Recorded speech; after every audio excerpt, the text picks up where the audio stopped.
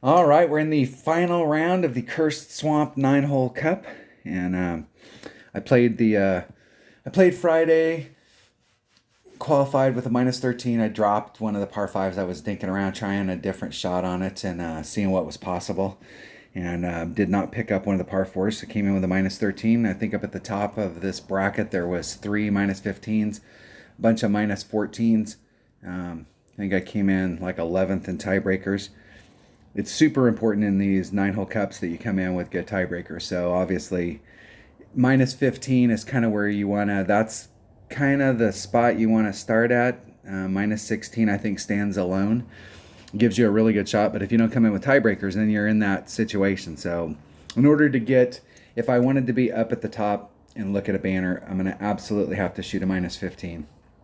And if I want to have any shot, I'll have to pick up all three of the par fours and then one other shot in the tournament. So we'll see what we can get done. I didn't actually go back and watch my videos and make notes and do any of the stuff. I'm just going to go out there and play. Just have fun. I'm just trying to have fun and get back into the game. I'm taking a little bit of time off over the summer here. As soon as it slows down, I'll get back in it. In the wintertime, I usually have a lot more time because I don't normally have to work too much in the winter. All right, hole number one. I'm taking a rock and a kingmaker.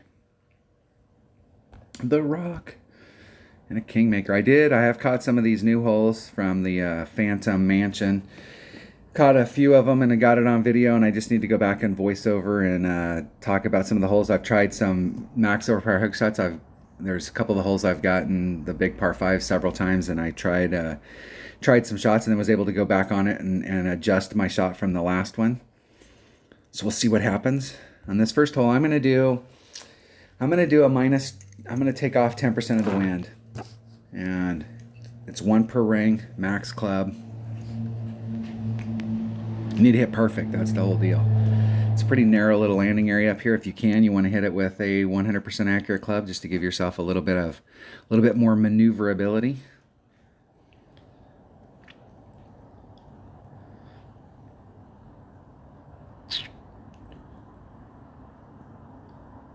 You would have a much better chance here using a 3 power ball instead of a 1 power ball, but use what you got.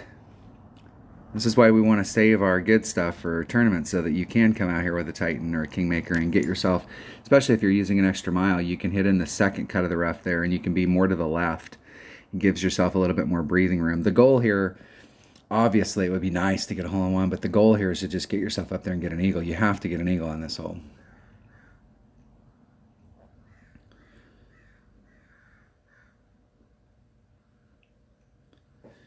That should be nicely done. That should be a pretty easy eagle. Yeah, I've already picked my ball. No, Playdemic. No, make me pick it again. Come on. It's not like that's been around since the beginning of the freaking game and you guys can't get it right. Just a little teeny bit. 2.5. It's 2.25 rings.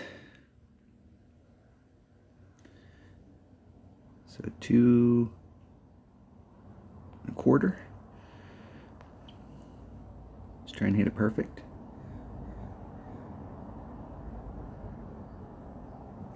Hitting it one ring great to the right. And that's the worst side to hit it right here, or hit it great here. As you can see, I just barely caught the rough. One of the most important things about doing rough bumps is actually hitting the rough. Getting a hole. Just saying.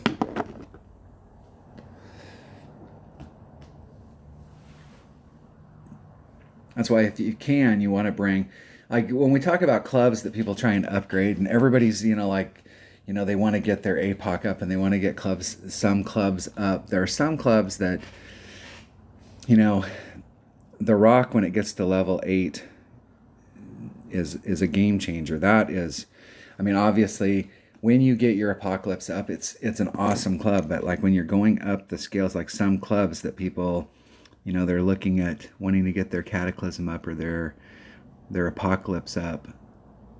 And there are some of these clubs that it's, getting your extra mile maxed out, getting your rock up to level 8. It's not that important that you get it to level 9. It doesn't get a lot. It gets a little teeny bit of topspin, and any kind of topspin. It's almost like a Guardian. When you get your Guardian to level 9, it gets a little teeny bit of topspin, and any topspin is good. I'm going to forfeit to move these along.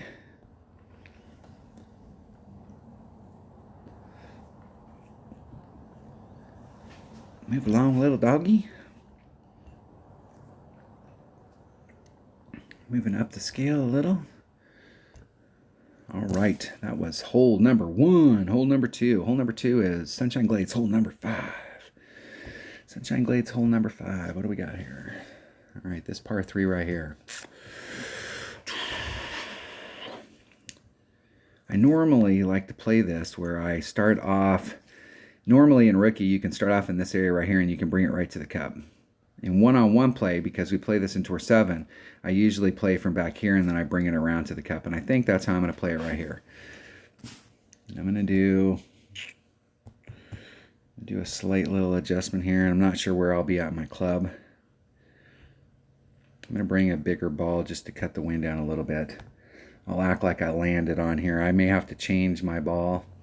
I'm going to take this bag right here. I'm going to stick with my accurate bag. I'll stick with the Kingmaker just because it cuts the wind down, but we'll see where I'm at in my club.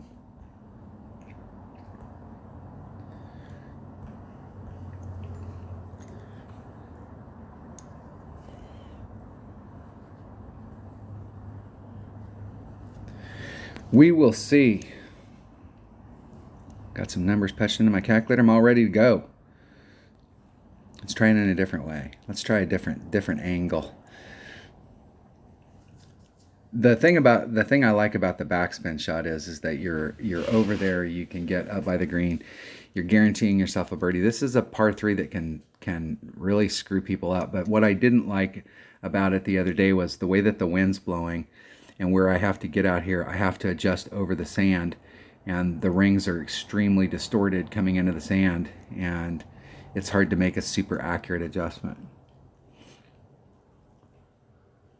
So by playing back where I'm playing at, I'll be able to pull off into the fairway and the rings are going to be pretty stable.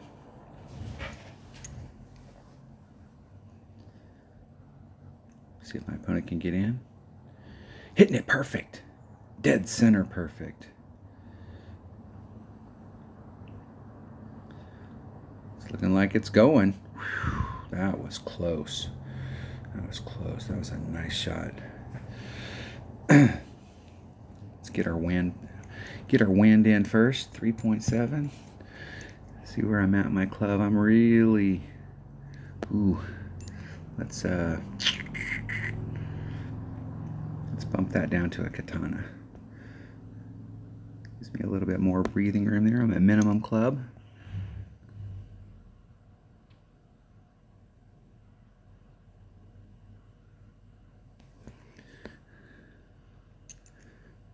Let's try and get angled off towards the hole.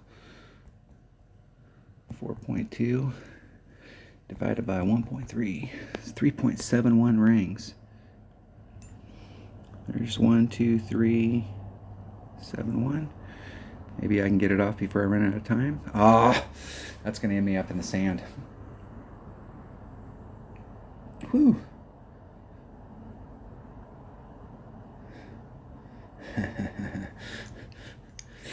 And what that tells me is I hit that great to the left. I did a 15% wind adjustment, and I probably should have done a much bigger wind adjustment there. Or I picked the rings. I did a 1.3 per ring at minimum club, and I maybe should have done a max ring adjustment there. So it could go either way. You could either change your ring numbers. Sometimes you'll find yourself where you're in minimum club and you do a max number. Just because of the elevation drop, you're working in some of that drop just by doing a max number at minimum club.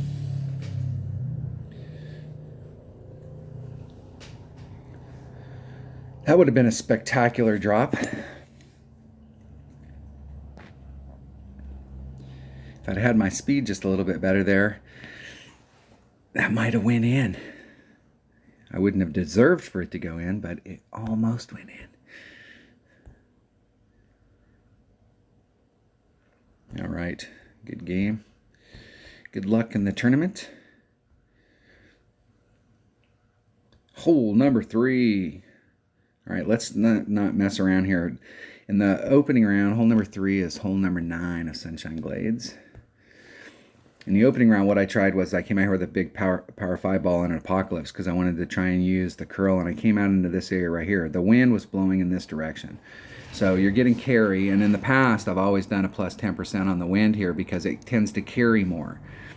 So with a 5 power ball with max overpower, I clipped. Now I came in like this area is shaped like this, and I came in, I hit a little bit to the right, and I came in where I actually left. If I'd have been to the left, there was still fairway, but I ended up clipping that rough and ended up in the drink. On the second shot, I did achieve what I was looking for with the Apocalypse, but I got out there, but I didn't have enough topspin in order for the first bounce here, the second bounce to get me all the way over to the fairway so I could really run it forward. I clipped the rough right here, and then it just dribbled out. So I'm just going to do the shot that I normally do here, where I just take this right in here with the Titan and just go straight up, trying to get out in here so I can take a sniper straight up in there. I'm not really trying to get a ton of distance here. And I'm going to bring a Kingmaker just to cut the wind down.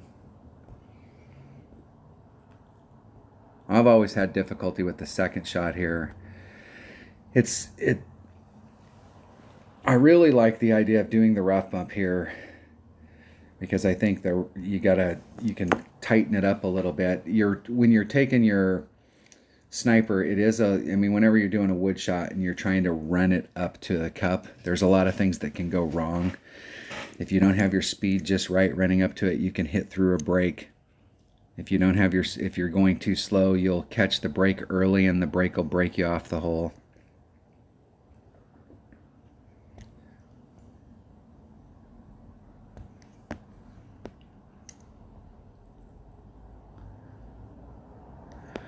Okay, I want to give myself more room on the right.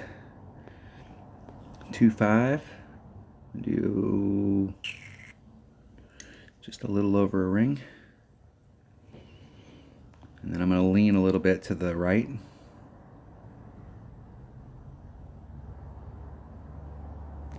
Hit it 1 ring great to the right.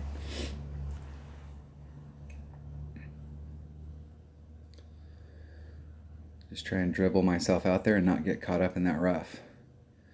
I've actually kind of overhit the area that I really wanted to be at, because where I'm at right now, I'm looking right at that rough. So I could either do a rough bump here, which is a dangerous thing in my opinion when you're coming at the rough in that direction. I wanted to set the shot up so that I was coming through this fairway right here, but I can still do that, but I'm going to have to use side spin in order to bring it back around to the cup.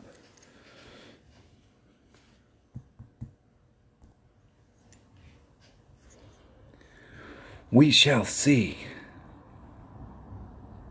My opponent's going for the hit it way up into the front here. I'm glad that they made that shot because you can get an idea.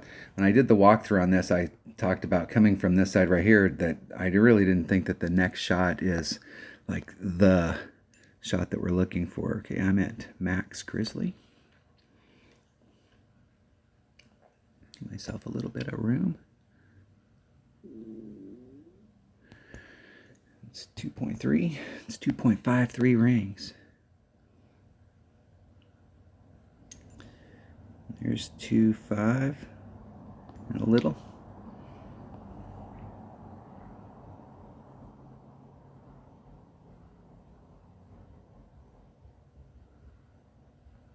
Isn't it perfect?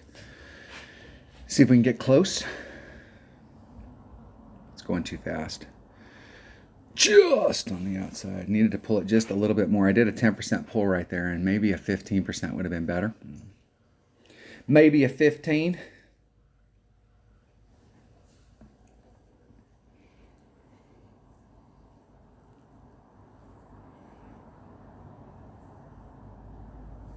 See if my opponent can get in from the side.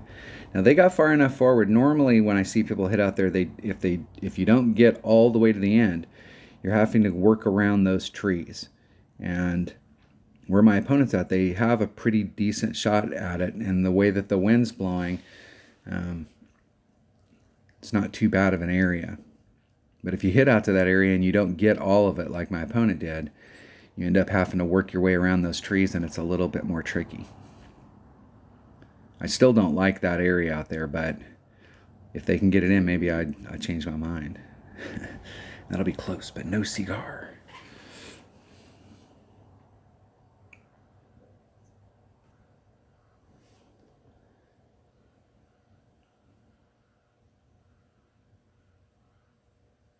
In the hole. Eagle.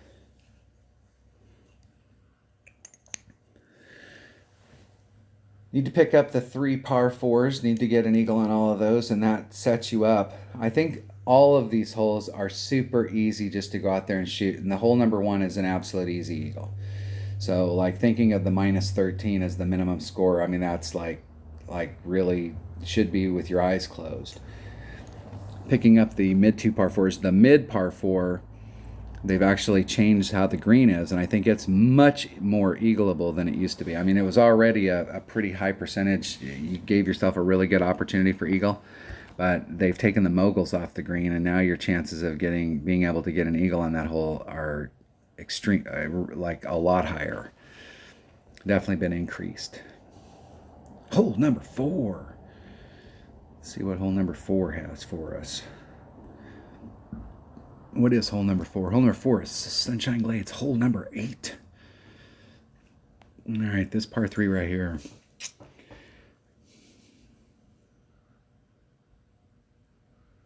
Yesterday I was like right at it and just a little short. All right, I'm going to do a rough bump on this. And I'm going to take my sniper. And I'm going to take I'm going to stick with the Kingmaker. And do I need a Kingmaker? Probably don't need a Kingmaker, but I really would like to do it with a lower wind ball. Let's see what my options are here. Normally get on this with a Marlin, and you can do it with a Marlin. I didn't buy any of those 0 power 5 wind balls. I never really like it when they're in the pack where you're only getting 5 of a ball. That's only 1 hole. So like if it's a 5 power ball or a power ball, that's only 1 hole in a tournament that you can play that on. And when you're in tournaments, the power balls, you pretty much have to play every time with that in order to get practice and time and grade. Because if you're playing with a 3 power ball and then all of a sudden on the weekend round you pop out a 5 power ball, it changes the whole shot setup and where you're landing and where you're at. And so it changes the whole deal. So you really have to play every round with the 5 power ball. The low wind balls, on the other hand, as long as you're staying with the same side spin and the same power, especially power, but like if you're using all of the side spin, if you're using like a 1 power 2 side spin ball and you've been using all the side spin, it's good to stick with a 1 power 2 side spin ball so that the shot stays the same. It's just you're cutting the wind down. So you can get a little bit more play time out of them. But when you're getting 10 balls in a pack, if you're buying the $5 pack, that's 5 potential holes that you could play in a weekend round with that low wind ball. And when you only get 5, it's not nearly as good a deal. So I'm never real fully happy when they have packs where you're getting 5 balls. You're getting half of them with 1 ball and half of them with another. Let's see, what's that ball? That's a 2 power ball. I think it's one of these balls here. I may be out of it. That's the Olympus ball. That's the 1 power. Let's try an Olympus. Let's cut that wind down a little. And I've got an odd number of them, so we'll see where it puts me in my club. I know I play this all the time in Tour 7 when you're way back, and you can get it done with a Marlin, just depending on which way the wind's blowing. So if you have a headwind here, you need to give yourself a little bit more room so you can work the wind out. So we'll see which way the wind's blowing. I can't remember. That's the thing about if they change the rules and they make it so that we have variable winds between rounds. My opponent's got a 1 power ball and they just dropped to a 0. They have plenty of room there, so I'm probably going to be more towards mid-club. I'm going to play mid-club at 1.2 per ring.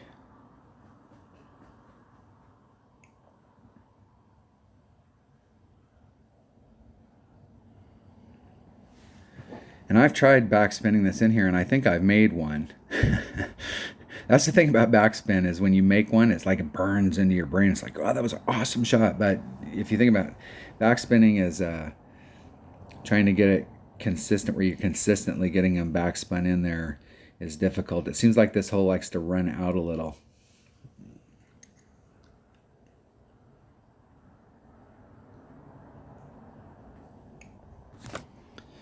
Times 1.9. Where am I at in my club? There's min. There's max. So I'm at about mid club. So equals divided by 1.2. About 1.75 rings.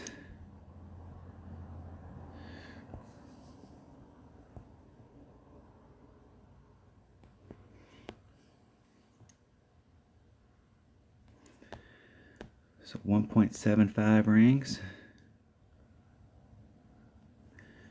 There's 1.5. 1.75. Try and hit it perfect. Hitting it perfect. It's going too fast. Pulled out just a little teeny bit too much wind. I did a 10% adjustment there. So once again, it's one of those things where it's either the 1.2 that I used for the rings or it's the adjustment. So when you're playing and you've got numbers for your clubs, you know, deciding on whether you're going to, typically I like to stick with certain numbers when I'm adjusting, and I like to stick with those and then make adjustments. So instead of doing a 1.1, a 10% adjustment, I would do a 5 or a 7.5. One of the benefits of doing it by pen and paper and a calculator is that I can do mid numbers. So like if you're using the apps, it's 1.5, 1. You know, you're doing a 5% wind adjustment or a 10 or a 15 or a 20. But if you're doing it by pen and paper and a calculator, you can go, hey, I tried a 5 and it didn't work, and I tried a 10% and it didn't work. I'm going to do a 7.5. Or the 5 put me on one side of the cup and the 1 put me on the other side of the cup, and so I'm going to do a 7.5, and you can adjust that out when you're doing it with pen and paper. The key is to try and stick with the same numbers and not change your numbers that you're using for the clubs at different levels. All right. What was that hole? What was that hole? That was hole number 4. Getting close. I had some close shots. Close, but no cigar. Hole number 5. Sunshine Glades, hole number 4. I think this is a par 4. Is this par 4? It is the par 4. I'm going to come at this with an extra mile and a power 5 ball, and I'm trying to get anywhere that I can get over on this side is better. Now, it used to be that if you were on this side, you had to deal with the moguls. So your goal when you came through here was to try and either get your ball so that you were out over on this side, or you could dribble off onto this side of the moguls to come straight at the cup. But they've taken all those moguls off. So anywhere you can get over here on this side right here, you got a pretty decent chip. So I'm going to take a power 5 ball. Power 5. Take my extra mile. I'm going to take a Zerk. Will that work? I'm going to take something that's got 3 side spin. That will work. And those should be the only, that and my rapier or my putter.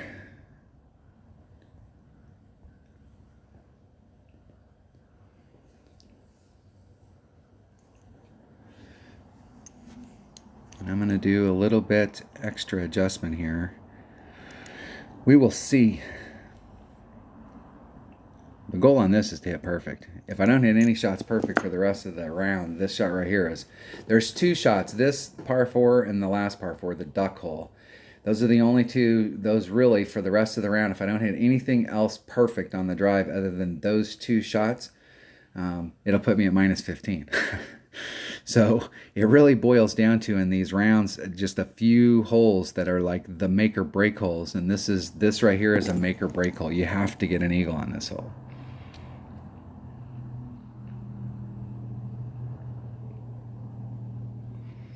A little too much speed. A little too much.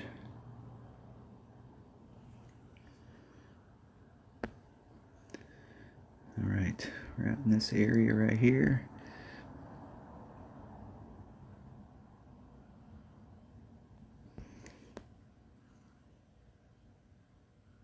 Let me give myself a little more room. 3-9. It's about a 2-ring pull.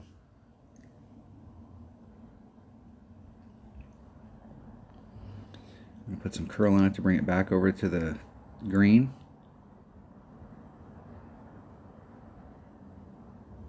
Hitting it perfect.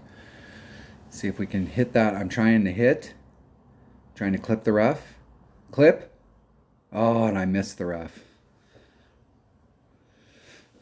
I was trying to clip that rough and bring it around, and what I didn't account for there was the arc. So when I put the curl on it and it brought it to the right, if you look at the way, if you go back and rewind that video and you look how the rough is there, the rough starts up here and then it drops down, and I was in a perfect spot with the shot that I had, but when I put the curl on there, it moved the shot, the landing spot, over to the right, and that made it so that it would miss the rough and actually hit the fairway. And that was just me applying a little bit too much curl to the shot.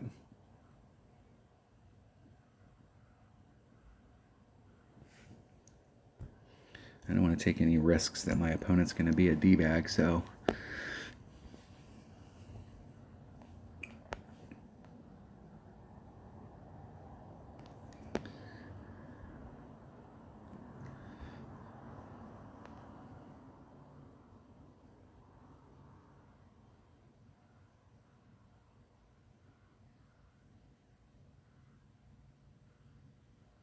hit a 1-ring great to the right, just on the outside. Super important to make that hole. And it all boiled down to, I did exactly what I wanted. I hit it perfect. I had it set up good. I just didn't set the shot up right. My bad. And that right there is a tournament. So that right there, even if this was an 18-hole tournament, that hole right there will cost you the tournament. Just that one shot.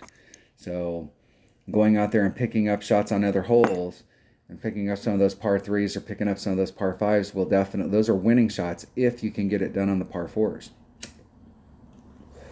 And not getting it done on the par 4s means that you're having to use those shots to cover yourself, and it's going to keep you from the top.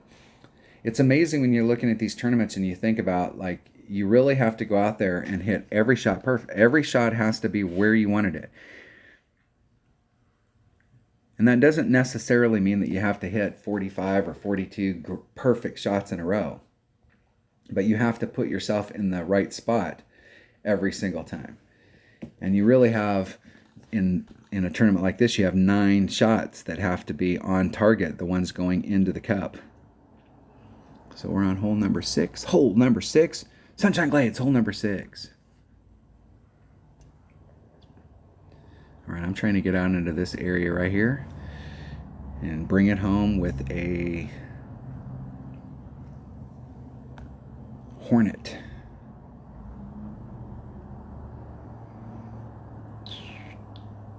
I'm going to use the same combo I've been using on most of the holes.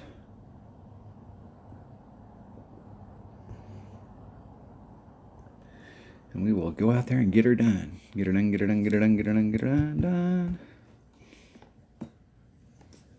It seemed like yesterday. This is why you go back. This is why it's so important to record your own video. Because you can go back and watch what you did the day before, and I know that the shot that I hit into this cup yesterday was perfect. And I was just off the cup. But I can't remember if I was just off the cup and I didn't take off enough wind, or if I was just off the cup and I took out too much wind.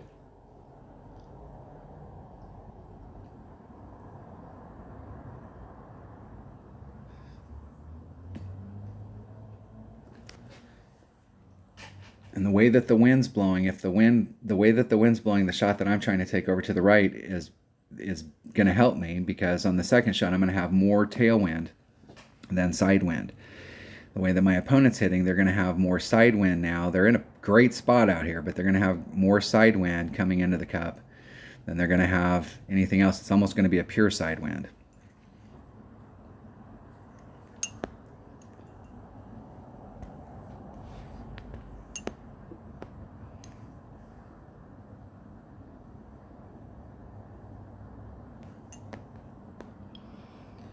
3.5. The wind out and try and hit it straight forward.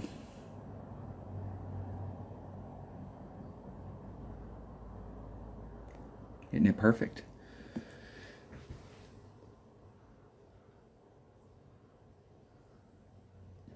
Now it's all about not hitting it too far. Sometimes you hit like that, and it will catch a flat spot on there where when you're on the downhill of your bounce, you'll hit into a divot on the fairway, and it'll slide through that divot, and then it'll just scoot across the fairway, and you'll pick up speed and you'll end up right in the rough. And sometimes that happens, and sometimes it doesn't.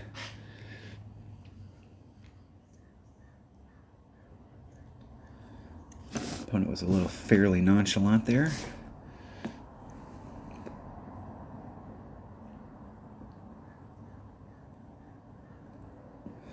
Hitting it perfect.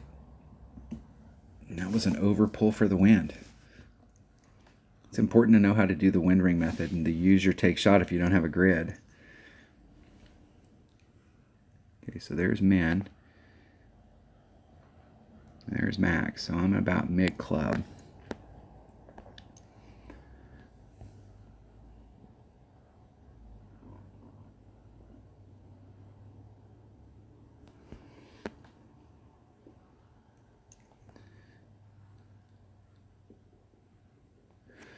So it's 3.0 equals divided by 1.75 per ring is right at 2 rings.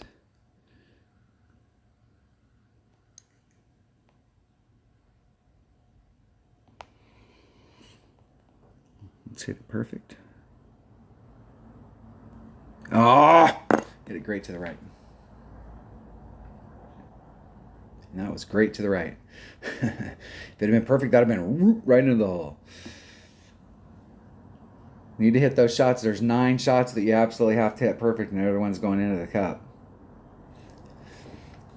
Usually it boils down to about 3 drives and 9 shots to the cup. So on the 3 par 3s, so if you think about how a normal round goes, we got 3 par 3s, that's 6 shots.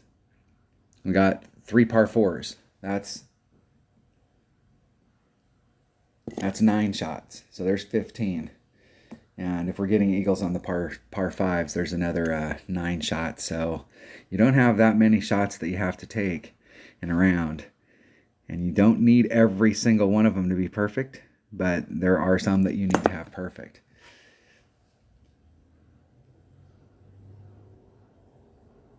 What would that work out to? That's 6 times 3. That's 18. Plus 6. 24 shots. And of that 24, you only need, in a typical round, you don't need all of them perfect. Good luck in the tournament.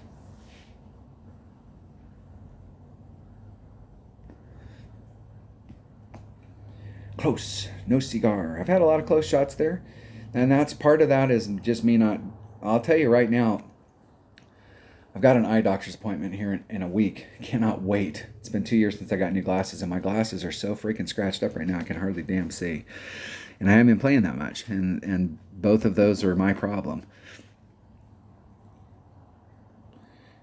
Trying to get back on a perfect track, and part of being on a perfect track is putting in more time and effort. All right, hole number 7. Hole number 7. Hold on 1 second. Hold on 1 second. All right, had to run to the store. I'm cooking for my family tonight, and we were 1 item short, so I had to go run to the store to grab it and get that stuff rolling. So what are we on here? We're on hole number 7. Let's check out hole number 7. Hole number 7. And hole number 7 is Sunshine Glades. Hole number dos. Duh. All right. All right. I'm going to do a 10% wind adjustment. I'm at minimum club. And I'm going to do 1.3 per ring. And the only 0 power low wind ball I have is a Marlin. So that's what we're going to take. And this shot right here, if I can hit this shot perfect, it is in the hole. Of the par threes, this one right here, I think the middle par three and this one right here are obviously awesome opportunities. But of those two, this one is and the middle one is number 2. The first par 3, I think if you're going over the sand, you're bouncing over the sand, you probably have a pretty decent shot. And I almost got it. 4.9 divided by 1.3.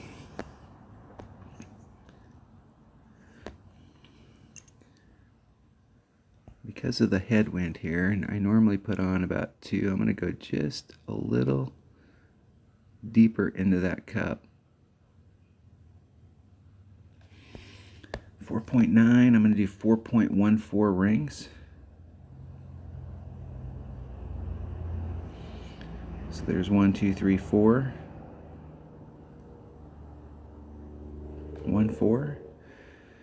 Need to hit it perfect.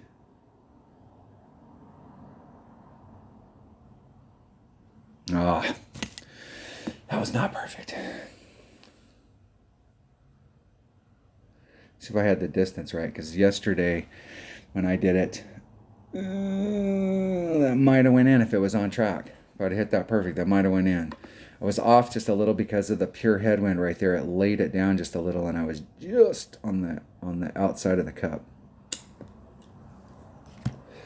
I caught that hole several times yesterday, and with that same kind of headwind and just trying to get it to roll up to it, I was ending up a little short. Normally I have my ball guide like terminating right at the cup. You don't want to go through. It picks up a little bit of speed. It kind of goes over a little bit of a hill, and on the backside of the cup it'll actually pick up a little bit of speed. So usually you're just like right at the cup, but with a pure headwind like that, and that was no bueno. The hell was going on there? I mean, that ball looked like what? I have to go back and watch how they set that up, because that ball looked like it didn't have that was a strange looking deal.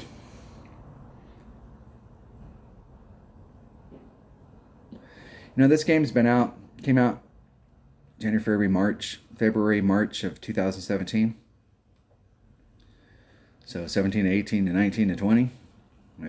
This game's been out for 3.5 years, a little over 3.5 years. The win ring method really started, like there were some of us that were really using the win ring method. Originally, like the win ring method came out relatively new when the game started. It was probably, I started playing the last day of May in 2017, and probably by like mid-July, the win ring method was out there. It wasn't widespread, but it was out there, and I was looking for some way to figure out how to, scientifically or repeatability try and adjust for the wind. And at that time, even Tommy was like, "No, this method sucks. There's a better way to do it," and didn't use it. Zachary Jones is the first one to really start putting out videos talking about the win ring method, but the win ring method has been out there for a long time, so anybody who's not using the win ring method to adjust for wind, I'm not sure exactly what my opponent did right there, but it definitely looked to me like they did some bad adjustment. Even when you use the win ring method, I mean, if you don't hit it perfect, you're obviously going to get a varying result, but in most cases, you're still going to be in the zone, and having some way to repeatable adjust for the wind is key. All right, hole number 7. This is the one. This is the duck hole, the famous duck hole. And I'm going to pop out my big APOC right here, just because it has more raw power. And I'm going to use a power 5 ball. And let's see, that's 3 side spin. How much side spin's this got? I think it only has 1. I like the fact that Megalodon has low wind, but I don't like the fact that it only has 1 side spin. The more side spin, the better here. Let's see, this is a power 4 ball, I'm sure. I think that's a power 4 ball as well. Let's see if I have any. This only has 2 side spin. I'm going to stick with the Euro ball, just because I like that side spin effect on there. And let's make sure I know before I get out here, because in the qualifying round I did not get the eagle on this hole, and the deal was I Part of it is I didn't hit it perfect, but the other thing is I made a wag on the wind adjustment. So it's 1.5 per ring. 75 accurate, that's 1.5 per ring.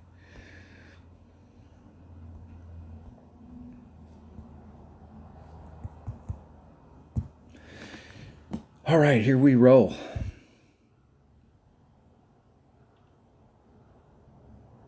I don't know that I need to put on all of the top spin.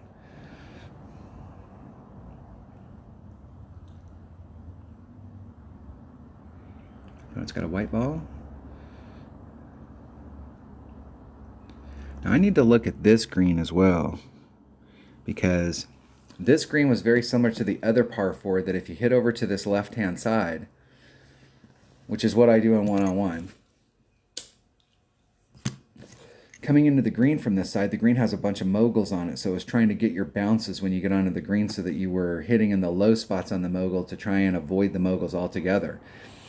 But in the mid par 4, they've taken all those moguls off the green and they've made it much easier to do the chip-in shot from distance. And I wasn't paying attention the other day on whether the moguls were in there because I missed the green. But if they've taken the moguls off on this one, they've made this a whole lot easier too. Let's see what they did. 3.4 divided by 1.5. It's 2.5 rings. Do a 2.5 ring pull. I want to get up into this area. I don't think I have to put on all of the top spin.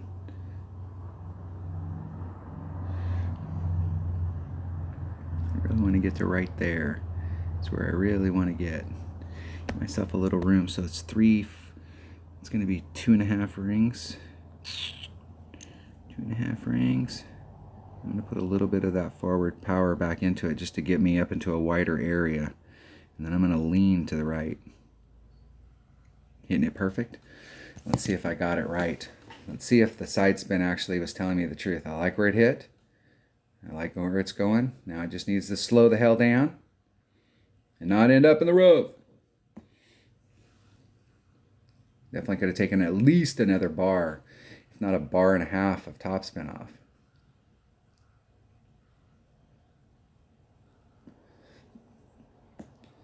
And actually it would have rolled into the sand. That would have been no bueno.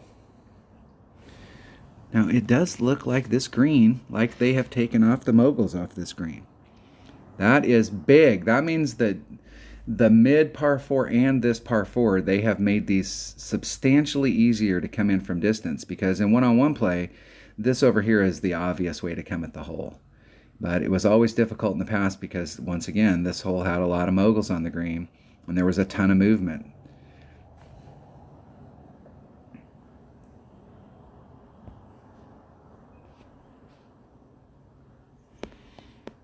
And it does look pretty damn flat. Like they have taken it off. I don't think the wind's going to play a factor here.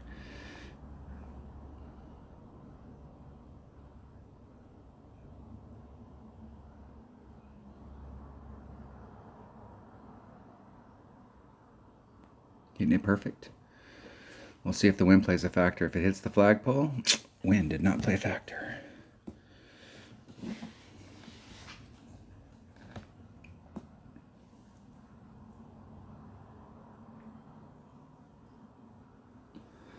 Winner, winner, chicken dinner. Now missing that, overshooting that mid par 4 and just barely dribbling into the rough and not being able to recover on that is going to be the deciding factor here, because I'm not sure what's at the top, but I'm absolutely sure that there's, if there isn't a 16, it's dominated up at the top by 15s. And so you have to come in with, in my mind, I would have had to come in with a 16 in order to get it done. We still have hole number 9 to look forward to, hole number 9. And this hole right here, I've played this hole a billion times, but I've never really had the success that I would like on this hole.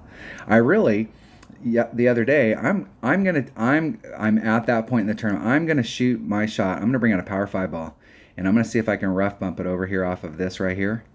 If I can rough bump it off of this area right here and just dribble out into here so that I can do a rough bump straight in shot to the cup.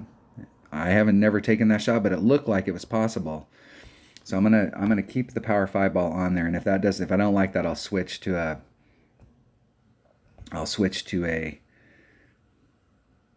And this we're not using a lot, so this might be a good shot for a Megalodon. Just to cut the wind down if I can make it over there. If I don't like that, I'm gonna switch to Katana, and I'll just hit the straightforward shot. But I'm gonna at least give it the old college try and look at it. Let's open up that pin chest. Getting some commons. That's what we're looking for. We got a club card trade in. Are we past 5 o'clock? We must be past 5. Let's see what I got today. Let's see what my big options are today. I've been trying to eliminate some of these rares because I've been getting the down and winner damn near every day. And I'm trying to get this club.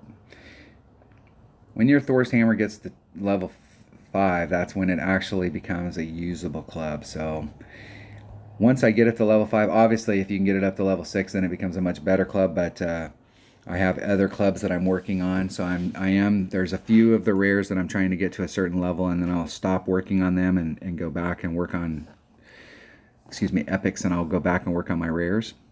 I've been trying to get rid of the down and winner. I think I've got it. I'm only a couple more times of it getting into the club card trading, and I'll actually get it completely out because it was showed up over the last couple weeks. It's been there.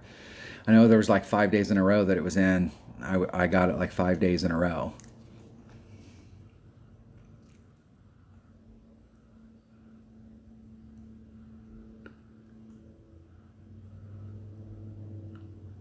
I'm going to try this shot out here. I think I can get out there. I'm going to take the wind out though.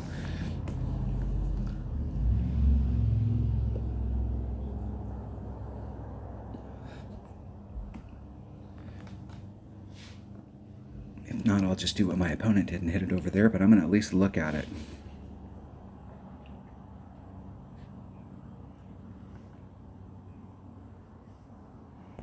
Oh, come on. I may be able to get it over there. Let's see if I can get that sucker out. I'm going to have to leave the wind in.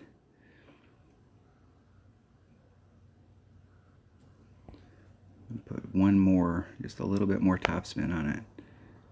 Right in there, and I'm going to leave the wind in. And let's see if I can get it over there. Hit it one ring great to the left.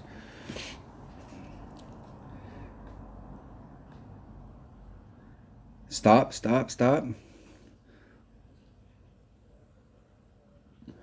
And this should give me an absolutely perfect T perpendicular shot into the cup.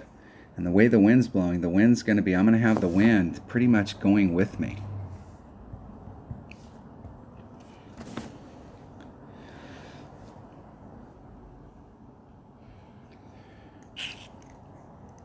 That'd be kind of crappy, but it wouldn't be bad if my opponent disconnected. I usually don't want that stuff to happen, but it could happen.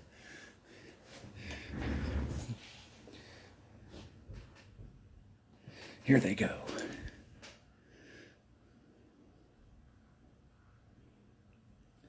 We're back on the disconnect. Back on the thing. Are we back on the disconnect? And we're back on the disconnect. They'll be able to get it off. It used to be that when you would get in a disconnect like that, the shot clock would stop, and it would give you the opportunity to get reconnected, and then it would put you back to where you were when it started doing the disconnect. But now the shot clock was continuing to work while you're in the disconnect, and it's in my opinion, we all have had it happen. I have never taken the shot from over here before. That was the very first time I've ever tried that. Let's see what it gives me. I have no idea even what club I'm going to be in. Okay, there's max. There's min. So I'm about mid club. So it's 1.1 times 1.7 divided by 1.1. 1.7 rings. Now, I really like that rough bump.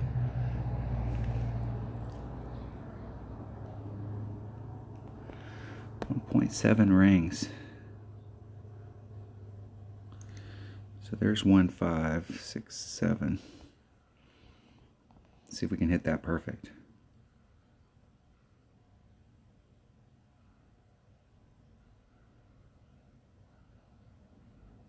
Hitting it perfect. Let's see if we can do that shot for the very first time and get an Albie. Wouldn't that be spectacular? And that was with a 10% wind adjustment at mid club, and I was counting at 1.1 per mid club. Just a bit off. That's two shots that circled the cup, a couple right on the edge. Not a bad round. I think if we were playing this, if we were playing it out, but I will tell you, I'm gonna switch and tournament play, and I'm going to start playing this hole like that, because that is I think that's a really great look at it from over there. But you can tell from even from over there how much forward distance you have to have if you're trying to hit to that side. I was still in wood, mid-wood, so you're really going to have to get it over there, and you're really going to have to bring out a power 5 ball. If you're playing, I think if you were playing in pro sometimes doesn't have enough wind to get all the way over to the other side. So what do I got here? I got a big ass power 5 ball, so I'm in. And I'm eking towards max. We'll just play at max.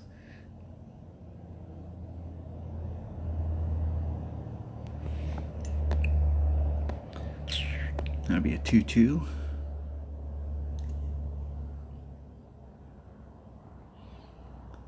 See if we can at least end with a hole-in-one. Yeah.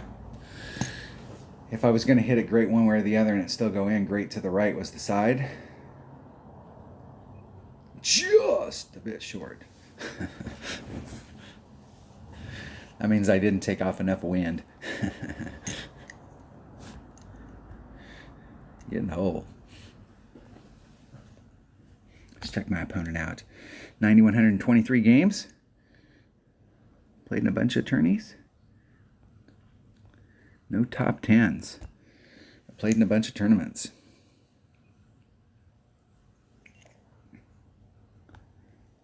We'll invite them to the clan. Why not?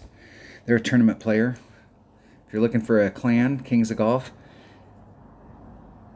they have started, my teammate started at Kings of Golf 4, and it's a pro clan. Anybody who wants to play in pro can join that clan. Lots of really good information. That's the one thing about the Kings of Golf is there's no holding back on the information. Everybody is wanting everybody to do well. Good luck in the tournament. Ending off with a platinum chest. Now let's see where we end up. Now I will tell you, here's my prediction. Somebody's got a minus 16. And I think the top 10 is completely dominated by top 15s, and a minus 14 with the tiebreaker that I came in with a minus 13 tiebreaker, which was crap. Only because I was dinking around. I'll be lucky if this is a top 20. Probably around 25th. Let's get surprised. 22nd.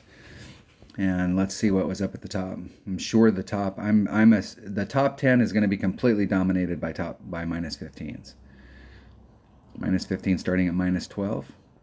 And that's people getting it up there, and we have 5 people at minus 16. And that's what we're looking at right there. So getting it done, these people got it done on the par 4s, and they were able to pick up, and there's a lot of holes that we can pick a shot up on in these Sunshine Glades. So if you actually put in the effort and really dial your numbers in and put in the practice time, those scores are super, super doable. There's only a few of the holes that bringing out a bigger ball will definitely help you, definitely benefit you. So keeping your ball inventory, it's so important if you buy balls that you save those balls. I don't know how, I played some Tour 7 last week, and I was just dinking around watching TV playing some Tour 7. Played for a couple hours. I had 2 pin chests that I could open, so I was just playing and trying to play 16 games to open up both of my pin chests. And I don't know that I played a single person in that time frame that didn't pull out a special ball. And I did get one player that wanted to replay me, and they played with a werewolf ball, or they played with one of the special balls that it's like a werewolf ball that looks like it's got the little werewolf on it that they just had here in the last week or two. They played all 3 holes with that, and I played every single hole with a Marlin. And so saving your good balls for the tournaments so that you can give yourself the same benefit. And if you've got lower developed clubs and you bring out, a lot of times you can achieve exactly the same results with lower developed clubs just by bringing out the right ball. Because there's some holes that I can go out there with an extra mile 9 and I can bring out a Marlin, or I can bring out a Katana, or a Quasar, and I can get it done. And if you've got an extra mile 6, you can come out there with a power 4 or a power 5 ball and you can do exactly the same thing. It's just changing that ball. It's leveling that playing field. There's a lot of times where I may bring out a bigger power ball, like a power 3 ball, only because it sets it up so that I don't have to do any overpower. Where if you have a lower developed club, you could bring out a power 5 ball and you could do that same exact shot, no overpower, and get very consistent results. So saving your balls for tournaments. And making wise purchase decisions. So like if having a slight inventory of balls so that you can bring out that power 5. Maybe you don't have exactly the one. Like I would have really liked to have a low end 3 side spin 5 power ball, and that's probably out there. I just didn't buy any of them. But having an inventory of a select group of balls so that you can pop out that ball. The low end balls are really the important ones. Having a 0 power, a 1 power low end, a 2 power low end. I do have some 3 power low ends, but having some of those low end balls so that you can bring them out in the weekend round and really kind of increase your odds because you're cutting the wind down is big. All right, that was the Cursed Swamp 9-hole cup. Final round. Thanks for watching.